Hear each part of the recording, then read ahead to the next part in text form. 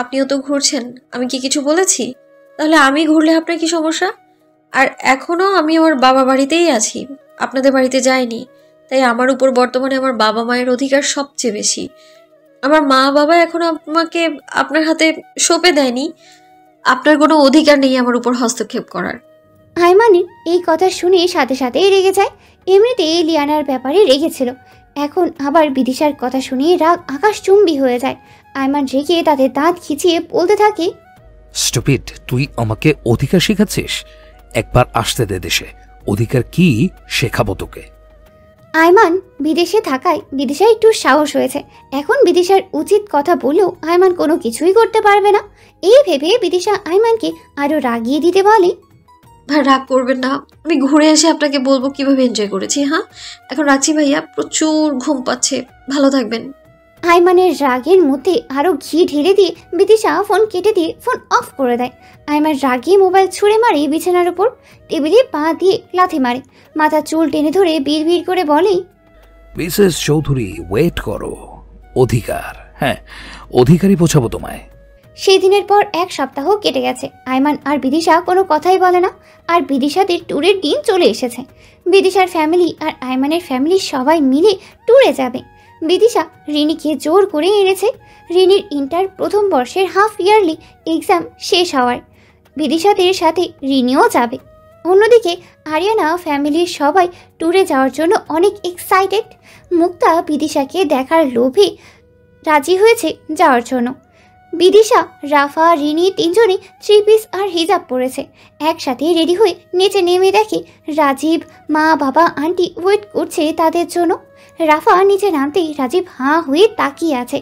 আজ রাফাকে অনেক সুন্দর লাগছে। নিজে নিজেই মুখ দিয়ে বের হয়ে যায়, মাশাআল্লাহ। এই তোদের আসতে এত লেট হলো কেন? চল তাড়াতাড়ি, ওরা কতক্ষণ রওনা হয়ে গেছে। তারা কোথায় ওয়েট করবে?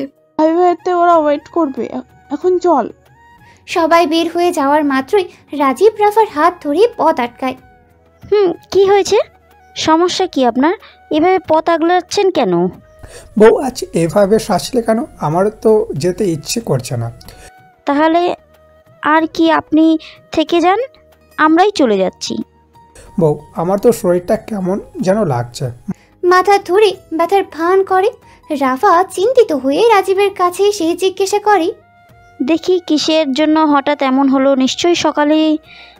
রাফার কাছে আসতেই রাজীব রাফার কপালে কিস করে বলে, রোমান্সের জন্য বউ। রাজীবের এমন কথায় রাফা রাজীবকে ধাক্কা দিয়ে অসভ্য বলে লজ্জায় মুখ থেকে দৌড়ে বাইরে গিয়ে গাড়িতে উঠে বসে। রাজীব রাফার এমন কাণ্ডে শব্দ করে হেসে ওঠে। তারপর গাড়িতে উঠে গাড়ি স্টার্ট দেয়। রাজীবের পাশে শফিকুল ইসলাম এবং ব্যাক সিটে সুফিয়া, হাসেনা, বিদিশা, রাফা, রিনি পাঁচজন বসে আছে। রাজীব গাড়ির মিরর দিয়ে রাফার দিকে তাকাতেই দুজনের চোখ পড়ে। রাজীব রাফাকে চোখ টিপ দেয়। রাফা লজ্জায় সাথে সাথে বাইরে দৃষ্টি দেয়। বিদিশা আর রিনি গল্প করছে কি করে এনজয় করবে। এইভাবেই তারা 20 মিনিটে হাইওয়েতে পৌঁছায়। আরিয়ানারা 2 গাড়িতেই এসেছে। মোট 3টা গাড়ি একসাথে হতেই ছোটরা সিট এক্সচেঞ্জ করে নেয়। রাজীবদের গাড়িতে আকাশ, আরু, রিনি, রাফা আর বিদিশা আর তুবা।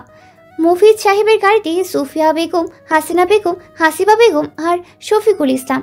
মাহমুদুলের গাড়িতে হাসিফ, আনিকা, শিফা, মুক্তা, মায়ান, মিশকা বসেছে। হাসিফ মাহমুদের গাড়িতে ওঠার পর থেকে নাক থেকে ঘুমাচ্ছে। তুবা মিশকার সাথেই বসেছিল, কিন্তু বিদিশাকে দেখার পরই কান্নাকাটি করে বিদিশার কাছে চলে যায়। এভাবেই 3টে গাড়ি নিজ গতিতে চলছে। তাদের যেতে মোট 8 ঘন্টা লাগবে। এখন ভোর 4টা বাজে। তাদের পৌঁছাতে দুপুর হতে পারে। তাই মহিলারা বেশিরভাগই ঘুমিয়ে ঠুলুমুলু করছে। তারা সবার আগে উঠে সকলের জন্য নাস্তা তৈরি করেছেন। মুফিদ সাহেব গাড়ি ড্রাইভ করছে আর শফিকুল ইসলামের সাথে আড্ডা দিচ্ছে। মাহমুদুল সাহেব মায়ান চৌধুরীর সাথে আড্ডা দিচ্ছে। ধীরে ধীরে সূর্য আলোয় অন্ধকার দূর হতে থাকে। এভাবেই সকাল হয়। রাজীব অর্ধেক সময় ড্রাইভ করার পর আকাশ যায় ড্রাইভ করতে। এরই মধ্যে বিদিশার ঘুম হালকা হয় ফোনের রিংটনের শব্দে। ফোন ব্যাগ থেকে বের করে দেখে আইমান কল করেছে। 1 সপ্তাহ পর আইমানকে ফোন করতে দেখে বিদিশা চমকে ওঠে, একটু নড়ে চড়ে বসে। তারপর আশেপাশে তাকিয়ে দেখে সবাই ঘুমিয়ে বিভোর হয়ে আছে। তুবাও বিদিশার করে ঘুমিয়ে আছে। তারপর নিশ্চিন্তে আয়মানের ফোন রিসিভ করতেই মিহি কণ্ঠে সালাম দেয়। মিহি কণ্ঠের সালাম শুনে আয়মানের দেহে এক অন্যরকম শীতল হাওয়া বয়ে যায়। আয়মানও সালামের উত্তর দিয়ে শুধায়, মিসেস চৌধুরী, আপনি ঘুরতে যাচ্ছেন উইদাউট পারমিশন। এর শাস্তি তুমি পাবে খুব শীঘ্রই। ভাই আপনি ঘুরতে পারলে সমস্যা নেই, আমি ঘুরলেই আপনার সমস্যা? আচ্ছা সত্যি করে বলুন তো, আসলে কোন জায়গাটায় আপনার সমস্যা? স্টুপিড, তুই কি আমার মায়ের পেটের বোন হোস? না। তুই কি আমার চাচার মেয়ে? না। আয়মান দাঁতে দাঁত খিচিয়ে বলে, তাহলে তুই আমায় ভাইয়া ডাকছিস কেন? বিদিশা বোকা হেসে বলে, ভাইয়ার বন্ধু তো ভাইয়াই হয়, তাই নয় কি? আচ্ছা এই কথা। ভাইয়াকে কিভাবে জামাই ভাবতে হয় তোকে আমি প্র্যাকটিক্যালি বোঝাবো। Stupid. Wait for my time Mrs Chowdhury. আচ্ছা এখন রাখি, প্রচুর ঘুম পাচ্ছে, আপনার সাথে পরে কথা বলবো। আল্লাহ হাফেজ। বলেই ঘুমের ভান করে ফোন কেটে দেয়। আয়মান ঘুম থেকে উঠে জগিংয়ে গিয়েছিল। ফেরার পর বিদিশার সাথে ফোন করে কথা বলেছিল। এরপর থেকেই তার মেজাজ গরম হয়ে আছে। আজকাল আয়মান ছোটোখাটো বিষয়ে রেগে যায়। এখন এই বিষয়ে সে নিজের উপরে বিরক্ত হচ্ছে। লিয়ানার বিষয় একদম মাথা থেকে ঝেড়ে ফেলেছে। সেদিন লিয়ানার সাথে দেখা করার পর আয়মান যে কাজের জন্য এসেছিল সেই কাজ 70% শেষ, আর কোম্পানির বড় একটা ডিল কমপ্লিট করে দেশে ফিরবে। সকল চিন্তাভাবনা সাইডে রেখে আয়মান শাওয়ার নিতে চলে যায়, অফিসের টাইম হয়ে যাচ্ছে বলে। বিদিশারা কক্সবাজারে পৌঁছিয়েছে 12টায়। এখন সবাই হোটেলে উঠবে। গাড়িতে থেকে সকলে একে একে নেমে পড়ে। বিদিশা, রাফা, বড়দের সবাইকে সালাম দেয় এবং ভাব বিনিময় করে। আসিফ গাড়ি থেকে নামতে রিনিকে এখানে দেখে চমকে ওঠে। এই মেয়ে এখানে কিভাবে? তাই যেন বুঝতেই পারছে না। অতি বিস্ময়ে রাফাকে জিজ্ঞেস করে, কি রে, এই মেয়ে এখানে কেন? আরে রিনির তো ইয়ারলিং এক্সাম মাত্র শেষ হলো, তাই জোর করে নিয়ে এসেছি, মাইন্ড ফ্রেশ হবে। জানিস রাদিল ভাইয়াকেও বলেছিলাম, বাট ভাইয়া নাকি এক্সামের কয়েকদিন পর থেকে, তাই আসেনি। ও। মুক্তা তো বিদিশাকে দেখে তার ছেলের হাসি দিয়ে মনে মনে বলে, এই রূপ নিয়ে সবাইকে পাগল বানাইছে, দেখতে পুরাই খেদ গাইয়া কোথাকার। আয়মান হয়তো চাপে তোমায় বিয়ে করেছে মেয়ে, তবে চিন্তা করো না, বেশি দিন টিকবে না তোমার সংসার। ভেবে শয়তানি হাসি দেয়। রাজীব, আকাশ মিলিয়ে সবাইকে হোটেলের রুম বুঝিয়ে দিচ্ছে। আরও বিদিশা, সুফিয়া বেগম এক রুমে, রাজীব, রাফার একটা রুম, রিনি, মুক্তা, শিফা, আনিকার একটি রুম, আকাশ, আসিফের একটা রুম, আর বাকি কাপলদের একটি করে রুম দেওয়া হয়েছে। সবাই বেশ ক্লান্ত হয়ে গেছে আজ। সবাই ফ্রেশ হয়ে ঘুমোচ্ছে। কাল থেকে ঘোরাঘুরি করবে সবাই। বিদিশার সুফিয়া বেগমকে জড়িয়ে ঘুমাচ্ছে। আরও বেলকনিতে দাঁড়িয়ে প্রকৃতি দেখে খুশিতে নাচতে নাচতে তার ভাই আয়মানকে ভিডিও কল দেয়। আরও যে কোনো খুশি বড় ভাইয়ের সাথে ভাগ করতে খুব ভালো লাগে, ভালোবাসে। ভিডিও কল রিসিভ হতেই আরও, এই ভাইয়া তুমি কোথায় আছো এখন? অফিসে আছি, তোরা পৌঁছে গেছিস? স্বাভাবিকভাবে আয়মান তার বোন অনেক ভালোবাসে। আয়মানের কলিজা তার বোন। আরও বেলকনি থেকে প্রকৃতির সম্পূর্ণ দৃশ্য দেখিয়ে বলে, হ্যাঁ ভাইয়া, দেখো ভাইয়া, কত সুন্দর সমুদ্র দেখা যাচ্ছে। আয়মানও বোনের খুশিতে মুচকি হাসে। আরিয়ানা বিদিশাকে ঘুমন্ত অবস্থায় দেখে একটা বুদ্ধি আঁটে। তারপর ক্যামেরা ঘুরিয়ে রুমের ভিতরে প্রবেশ করতে করতে বলে, ভাইয়া দেখো, সবাই রেস্ট নিয়ে ঘুরতে গেছে, আর তোমার বউ এখনো পড়ে পড়ে ঘুমাচ্ছে। আয়মান ঘুমন্ত বিদিশাকে দেখেই থমকে যায়। চুলের খোপা ঢিল হয়ে বিছানায় লিপটে আছে। এক কাঁধ হয়ে সুফিয়া বেগমকে জড়িয়ে ঘুমিয়ে আছে। পুরাই বাচ্চা বাচ্চা লাগছে। আরও আয়মানের অবস্থা দেখে মুচকি মুচকি হাসছে। আরও বকবক করেই যাচ্ছে। এমন সময় বিদিশা আরুর বকবকানিতে ঘুম ভেঙে যায়। বিদিশা ঘুম ঘুম চোখে উঠে বসে। আরুকে ফোনে কারোর সাথে কথা বলতে দেখে বিদিশা ঘুম চড়ানো কণ্ঠে শুধায়, এ আরু এমন বকবক করছিস কেন? বেহনা, একটু শান্তিতে ঘুমোতে দে, তোর জন্য আমার আরামের ঘুম হারাম হচ্ছে। আয়মান বিদিশার সকল কার্যক্রম লক্ষ্য করছে। তাহলে এখন হালাল করে নিন নিজের বরের সাথে কথা বলে। বর? কিসের বর? আমার তো এখনো বিয়েই হয়নি। বিদিশা ঘুমের ঘোরে নিজের বিবাহিত হওয়ার কথা ভুলে গেছে। আয়মান বিদিশার কথা শুনে হাঁ হয়ে যায়। এই মেয়ে বলে কি, তার নাকি বিয়েই হয়নি? তাই নাকি? তাহলে কথা বল ভবিষ্যৎ জামাইয়ের সাথে। বলেই ফোনের ক্যামেরা ফ্রন্ট করে বিদিশার হাতে দিয়ে রুম থেকে চলে যায়। বিদিশা মোবাইলের দিকে তাকাতেই আয়মানকে ডাকে খুশ ফেরে। কি হয়েছে ম্যাডামের? এত তাড়াতাড়ি ভুলে গেছে নিজে বিয়ের কথা? অবশ্য ভুলবারই কথা, স্বামীর অধিকার খাটেনি তো। ওয়েট করুন, আপনাকে মনে করিয়ে দেওয়ার দায়িত্ব আমিই নেব। আপনাকে আর কষ্ট করতে হবে না। অসভ্য লোক, বাজে কথা বন্ধ করুন। আপনি অসভ্যতার জন্য উস্কি আবার আপনিই বলছেন বন্ধ করতে? মানে? আইমান এবার একটু রেগেই বলে, এই মেয়ে, তোমার ওনা কই?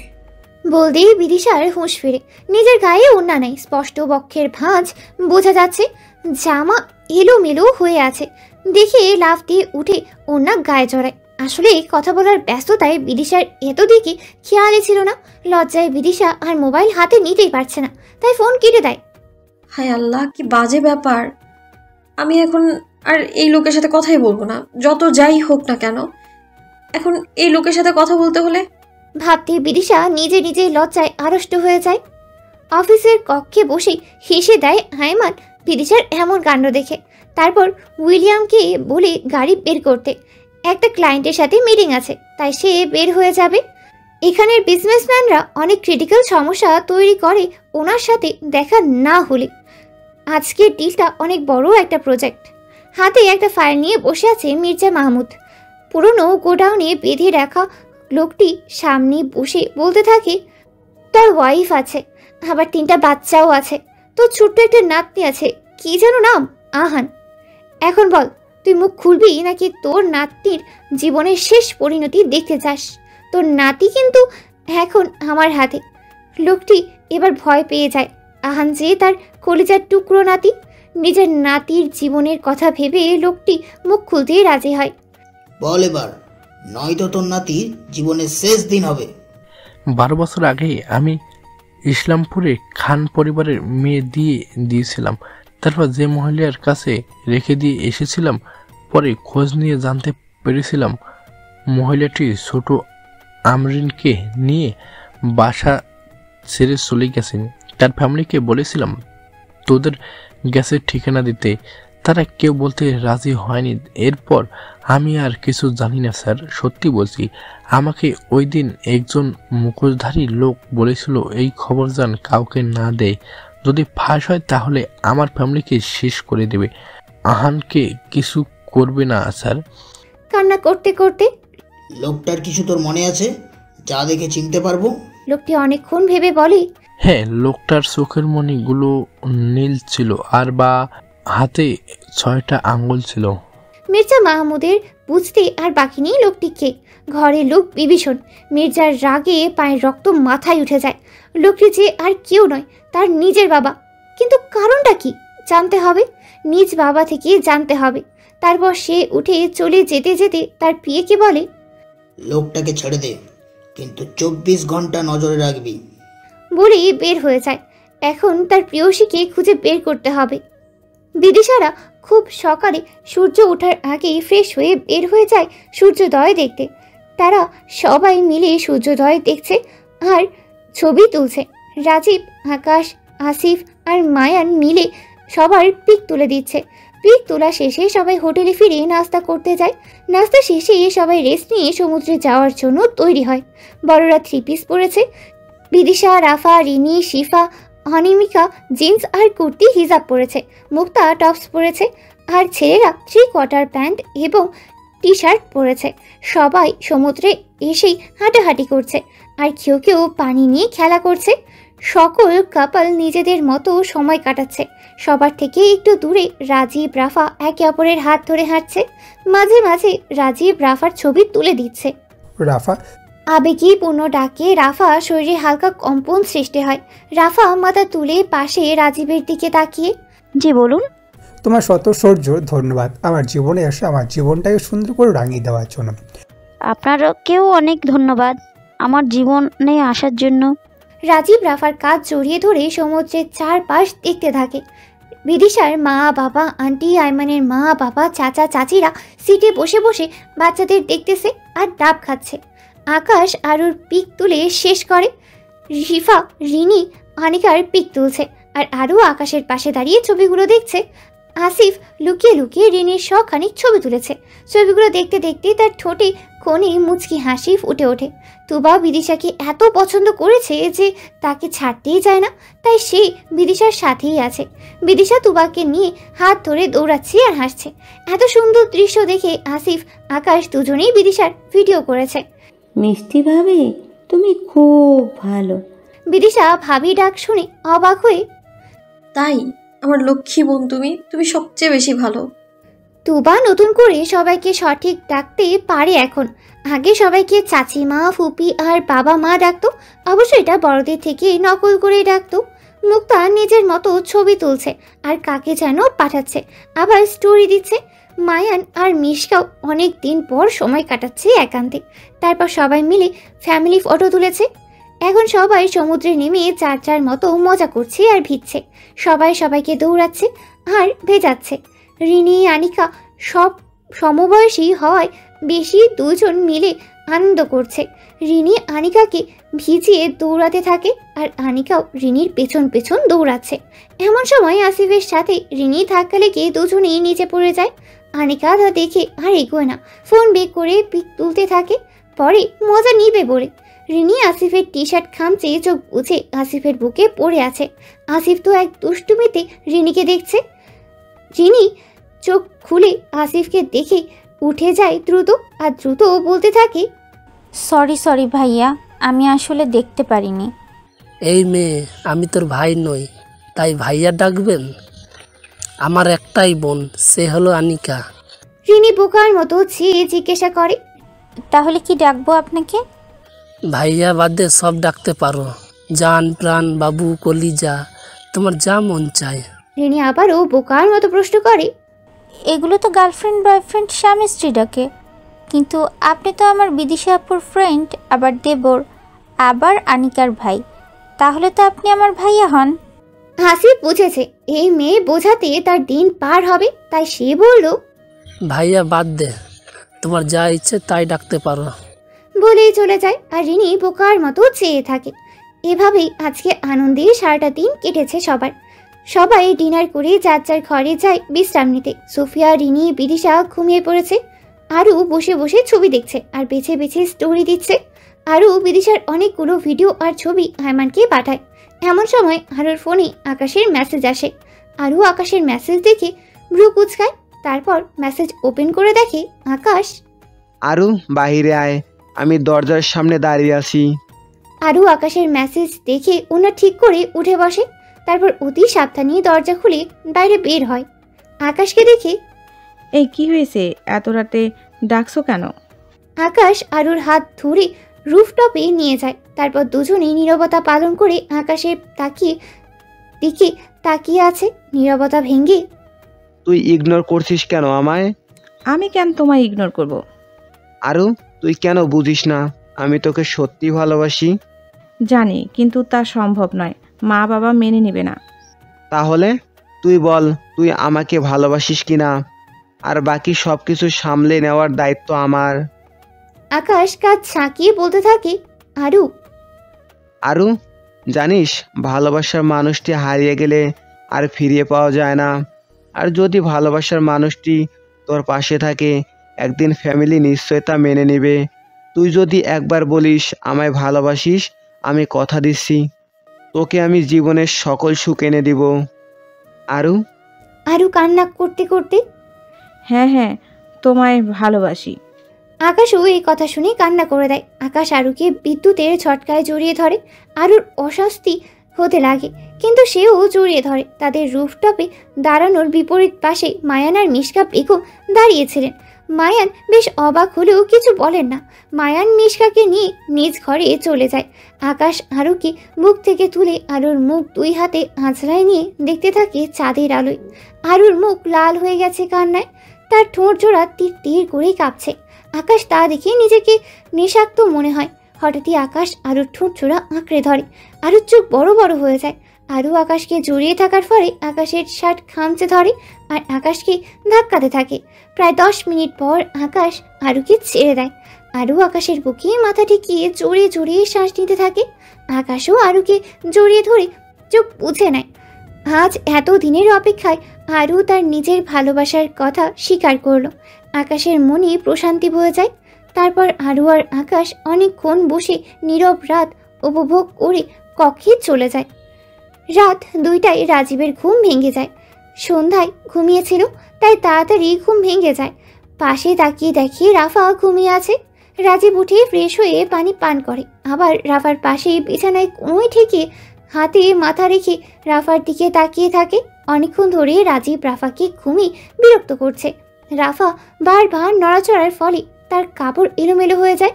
রাজীব রাফাকে জড়িয়ে ধরেই গলায় মুখ গুজে দেয়। তারপর ঘুমন্ত রাফার ঠোঁট জোড়া আঁকড়ে ধরে। রাফা ঘুমের মধ্যে শ্বাস নিতে না পেরে চোখ মিলিয়ে তাকিয়ে রাজীবকে দেখে। রাফার হঠাৎ ধাক্কার ফলে রাজীব পিছিয়ে যায়। কি হয়েছে, কি সমস্যা কি আপনার? রাজীব আবার রাফার কাছে এসে চুলে ঘ্রাণ নিতে নিতে সুইটার ডিস্টার্ব করো না, অনেক ঘুমিয়েছো, এখন আমাকে সামলাও বলেই রাফাতে মত্ত হয় রাজীব। এভাবে আবারও দুটো প্রাণ, দুটো দেহ আরও একবার ভালোবাসার প্রণয়ের সাক্ষী হয় একটি রাত। আয়মান সকাল সকাল ঘুম থেকে উঠে ফ্রেশ হয়ে অফিসের জন্য বের হয়। আয়মান গাড়িতে বসে ল্যাপটপে কাজ করছে আর উইলিয়াম গাড়ি চালাচ্ছে। উইলিয়াম, আমাদের গ্যাংয়ে লোকটাকে ধরতে পেরেছো? গুড, তাড়াতাড়ি শেষ করো। বিশ্বাসঘাতক আর প্রতারকের জায়গা কোনোটাই নেই আমার কাছে। এমন সময় আয়মানের ফোন চেক করতেই দেখে আরু মেসেজ পাঠিয়েছে। ওপেন করতেই দেখে আরু ছবি আর ভিডিও পাঠিয়েছে। আয়মান বিদিশার ছবি আর ভিডিওগুলো দেখে সূক্ষ্ম হাসে। আয়মানের মনে হয় সে বিদিশাকে ভালোবেসে ফেলেছে, প্রচণ্ড রকম ভালোবেসে ফেলেছে ভেবেই সূক্ষ্ম হাসে। আয়মানের এই হাসির মাঝে অনেক রহস্য লুকিয়ে আছে, যা আয়মান ছাড়া কেউ জানে না। বিদিশার 2 দিন কেটে গেছে কক্সবাজারে। আজ তারা জাহাজে উঠবে, সামুদ্রিক মাছের রেস্টুরেন্টগুলো ঘুরবে আর খাবে। তারপর রাতে সবাই ব্যাক করবে। জাহাজে উঠে বিদিশা সবার থেকে দূরে এক কোণে দাঁড়িয়ে আছে। মুক্তা বিদিশাকে একা পেয়ে তার কাছে যায়। হাই বিদিশা, এখানে একা একা কি করছো? কিছু না আপু, এমনি ভালো লাগছে তাই দাঁড়িয়ে আছি। বিদিশা, তোমায় একটা কথা বলি, রাগ করবে না তো? বিদিশার প্রথম থেকেই মুক্তা ভালো লাগে না, কেমন অ্যাটিটিউড নিয়ে থাকে আর তাকে পিঞ্চ মেরে কথা বলে। জি আপু বলুন। সত্যি বলতে তোমার মতো মেয়ে আয়মানের সাথে মানায় না। আয়মান তো রাগে সবার চাপে পড়ে তোমায় বিয়ে করেছে। আয়মান তো লামিয়াকে ভালোবাসে, কিন্তু পরিবারের চাপে তোমায় বিয়ে করেছে। তাছাড়া আমিও তো আয়মানকে ভালোবাসি। লামিয়ার সাথে 3 বছরের সম্পর্ক নষ্ট হওয়ার পর তো লামিয়াকে সে বলতে পারিনি আইমানের গার্লফ্রেন্ড অনেক সুন্দরী, তার নখেরও যোগ্য তুমি না, আর আমারও নখের যোগ্য না। যদি সে লামিয়াকে বলতে পারে তাহলে আইমান আমাকে ভালোবাসবে। তাছাড়া মজার বিষয় কি জানো, আইমান এখনও ফিয়ন্সে লিয়ানার সাথেই আছে। বিশ্বাস না হলে সবাইকে জিজ্ঞাসা করতে পারো, সবাই তোমায় ঠকিয়েছে বিদিশা। বিদিশার মনে আগুন জ্বালিয়ে শয়তানি হাসি দিয়ে মুক্তা চলে যায়। বিদিশা নিজের ব্যাপারে খারাপ কথা শুনে প্রথমে কান্না করলেও আয়মানের রিলেশন ছিল, তাকে জোর করে বিয়ে করেছে। এসব জানার পর কান্না থামিয়ে পাথরের ন্যায় দাঁড়িয়ে আছে। বিদিশার মাথায় যেন আকাশটা ভেঙে পড়েছে। বিদিশা থাও মেরে দাঁড়িয়ে আছে, তার ফোন বাজছে, তার সেদিকে কোনো ধ্যানই নেই। বিদিশা যেন কোনো ধ্যানের মধ্যে আছে। অনেকক্ষণ ধরে ফোন বাজতে দেখে বিদিশা ফোন হাতে নিয়ে দেখে আয়মান ফোন করেছে, নিশ্চয়ই অভিনয় করতে। বিদিশা ফোন ধরে না। কোনো রকম হোটেলে ফিরে সবাই ব্যাগ গোছগাছ করে। রাতে রওনা হয় সবাই। গাড়িতে যখন সবাই ঘুমিয়েছিল বিদিশা অঝরে কেঁদেছে নিঃশব্দে। বিদিশা কাঁদতে কাঁদতেই বিড়বিড় করতে থাকে, ঠকিয়েছেন আমায় আপনারা, থাকবো না আমি আপনার সাথে। আপনাকে আমি আপনার ভালোবাসা মানুষের কাছে ফিরিয়ে দেব। হ্যাঁ, ডিভোর্স দেওয়ার প্রয়োজন হলে তাই দেব। আয়মান রেগে আছে বিদিশার উপর। বিদিশা ফোন না তোলায় অরুর কাছে ফোন দিয়েছিল, জিজ্ঞেস করেছিল, বিদিশা কোথায়? ভাইয়া, বিদিশা তো আমাদের সাথেই, ওই যে মনে হয় মুক্তা আপুর সাথে। আয়মান কোনো কথা না বলে ফোন কেটে দেয় রাগে। এই মেয়েকে ফোন দিলে সময় মতো পাওয়া যায় না। বিদিশারা শেষ রাতে বাড়িতে পৌঁছিয়েছে। বিদিশা বাড়িতে ঢুকেই শাওয়ার নিয়ে বিছানায় গা এলিয়ে দেয়। আজ বিদিশার মনের ঝড় থামার নয়। কোনো মেয়ে যে তার স্বামী সম্পর্কে এমন কথা মানতে নারাজ, কিন্তু ছবিগুলো তো মিথ্যা না, সত্যিই তো। আমার মতো মেয়ে আয়মানের পাশে মানায় না। আমার মতো মেয়েকে কেন আয়মান চৌধুরী শুধু শুধু বিয়ে করতে যাবে? আসলেই তো, আমি আগে কেন ভেবে দেখলাম না? ভাবতে ভাবতেই ঘুমিয়ে পড়ে। সকাল 11টায় বিদিশার ঘুম ভাঙে।